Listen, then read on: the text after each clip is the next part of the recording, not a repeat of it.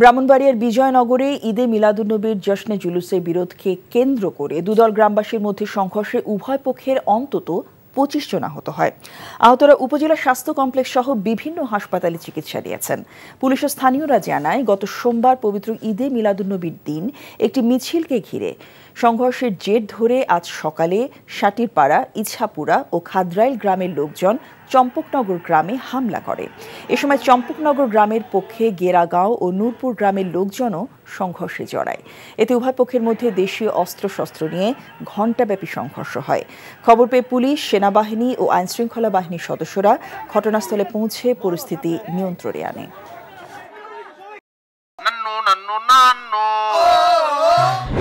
আরে সপ্তাহ একটা ব্র্যান্ডের গুলা আমার বংশ ব্র্যান্ডের কি আপা বিচার কত বিক্রি গরিবের এলাকা আপনি এমন পাড়া দিব না গুরু গুরু ভিতরতে সব বাইরে যাবে। আরে ওইটা থামো না, তোরে যদি ইসলামিক সাইড সবাই আমি ডিভোর্স না দিছি আপনারা কি হোগারে কালিয়া বল আমরা সালাম তুমি আমারে আম্মা ডাকলাকে